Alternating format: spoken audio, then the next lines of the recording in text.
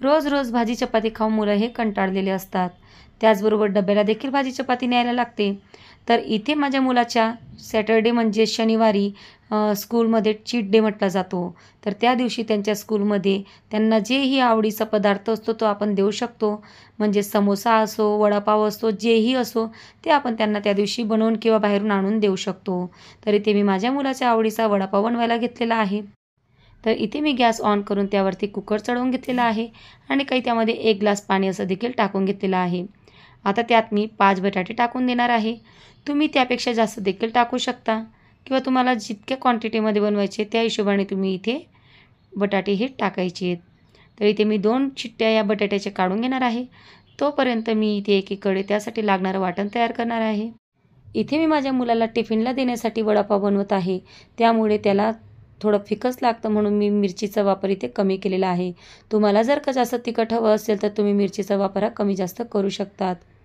तर एकीकडे मी 1 कप बेसन पीठ घेतलेलं आहे. त्यामध्ये मी थोडीशी हळद पावडर आणि थोडंसं चवीनुसार असं मीठ टाकून घेत आहे. आणि पाणी टाकून हळूहळू असं हे बेसन पीठ व्यवस्थित असं फेटून घेणार आहे. तर तुम्ही चमच्याच्या सहाय्याने, हाताच्या सहाय्याने किंवा एखादी रई असेल त्याच्या सहाय्याने देखील हे पीठ असं व्यवस्थित फेटू शकता.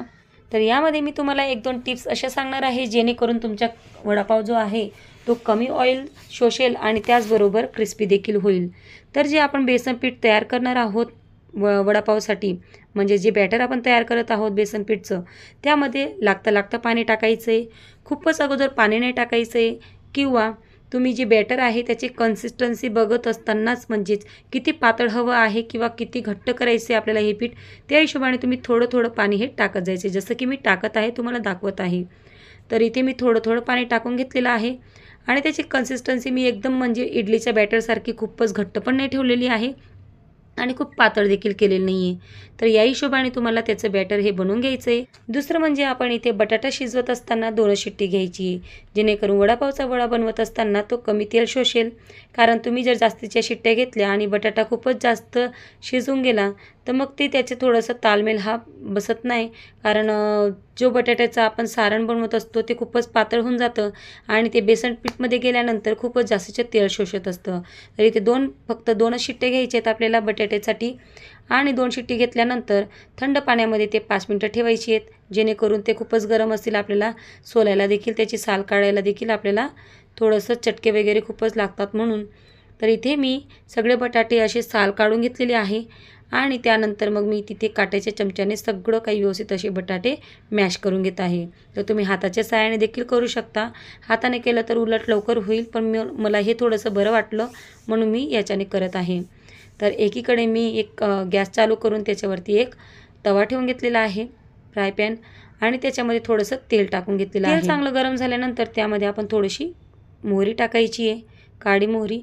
ती टाकायचं तुम्हाला ऑप्शनल आहे, तुम्हाला इच्छा असेल तर टाकू शकता किंवा स्किप देखील करू शकता.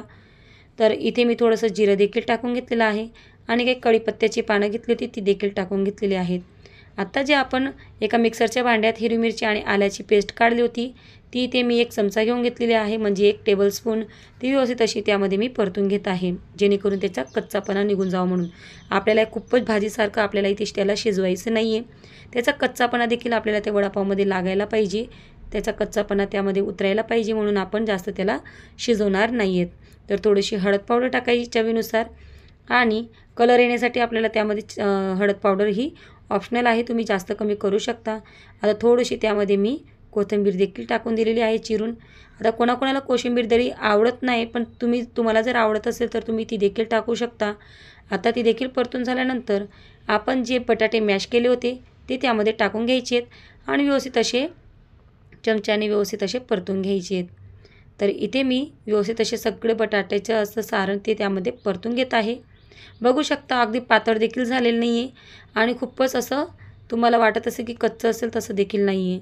एकदम व्यवस्थित कन्सिस्टन्सी मी इथे ठेवलेली आहे. जसं मी सांगितले त्या टिप्स जर फॉलो केल्या तर नक्कीच तुमचा वडापाव हा क्रिस्पी आणि खूपच कमी ऑइल शोषणारा होईल. तर चवीनुसार मीठ टाकून द्यायचं आहे आणि व्यवस्थित हे सारण अजून एकदा परतून घ्यायचं आहे आणि गॅस बंद करून त्याला थंड व्हायला ठेवायचं. एकीकडे मी कढईमध्ये तेल टाकून कढई ही गॅसवर ठेवून दिलेली आहे तेल गरम होण्यासाठी.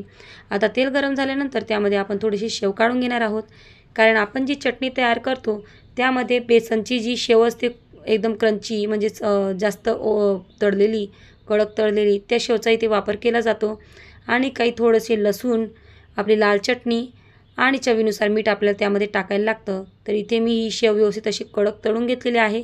खूपच नरम नाही ठेवायची आपल्याला आणि आपल्याला ही थोडीशी गोल्डनसारखी अशी परतून घ्यायची आहे, जेणेकरून ती चटणी अगदी सुंदर अशी आपली बाहेर जशी ठेल्यावर मिळते तशी चटणी बनून तयार होईल. तर इथे मी मिरच्या देखील लगेच तळून घेत आहे. तर ते तेल नको उडायला म्हणून त्यावरती मी एक चाळणी देखील ठेवलेली होती. तर आता मी त्या मिरच्या देखील काढून घेत आहे एका वाटीमध्ये. मिरच्या देखील छान अशा फ्राय करून घ्यायच्या आहेत.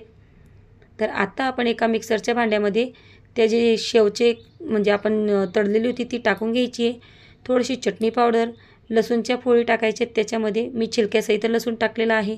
तुम्ही त्यामध्ये छिलका काढून देखील टाकू शकता.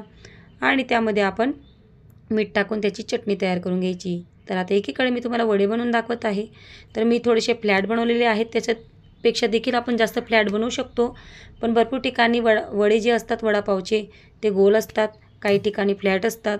तर मी इथे ना खूपच गोल किंवा एकदमच फ्लॅट देखील करत नाही आहे. तर इथे एक एक करून मी हे वडापाव तेलामध्ये सोडत आहे. तेल हे चांगल्यापैकी गरम करायचं आहे. खूपच जास्त कडक पण नाही, खूपच असं लो पण नाही. तर व्यवस्थित असं मीडियम याच्यावरती आपल्याला तेल गरम करून घ्यायचं आहे. आणि मी पहिल्या बॅचमध्ये 3 वडापाव तळून घेणार आहे इथे.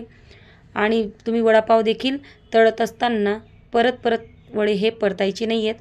पहिला भाग व्यवस्थित असा तळून झाल्यानंतर मग दुसरा व्यवस्थित असा परतायचा आहे. मग तिसऱ्या वेळेस जेव्हा आपण परततो तेव्हा थोडासा तेलामध्ये राहू द्यायचे आहे आणि परत नंतर लगेच काढून घ्यायचं आहे. तर तुम्हाला 3 वेळेस कसा परतायचा ते देखील मी इथे सांगून दिलेलं आहे. कारण तुम्ही जास्तच जर टाईम त्या वडापावला तेलामध्ये राहू दिला तर तो हमखास हा ऑइली होईल म्हणजे होईल, कारण तेवढं त्याच्यामध्ये तेल देखील शोषलं जाईल. दुसरी बॅच देखील मी इथे तशीच तळून घेणार आहे. तर 2 वडे मी शेवटचे ते अजून तळणार आहे. 5 वडे मी इथे तळून घेतलेले आहेत. बघू शकता आपण वडे किती सुंदर इथे बनवून तयार झालेले आहेत आपले. तर असे आपल्याला इथे वडे बनवून घ्यायचे आहेत. आत्ता आपण एकीकडे पाव हा 2 भागामध्ये कट करून घेणार आहोत आणि त्यावरती जी आपली चटणी होती जी आपण तयार केलेली आहे ती चटणी देखील त्यावरती टाकून घेणार आहोत. बघू शकता आपण अशीच ठेल्यावरती देखील चटणी मिळत असते, तीच चटणी आपण इथे तयार केलेली आहे. उरलेल्या बेसन पिठाची इथे मी बारीक बारीक असे भजी काढून घेतलेले आणि ते देखील त्यामध्ये वडापावमध्ये ॲड केलेले आहेत. तर इथे आपला वडापाव हा बनून तयार झालेला आहे.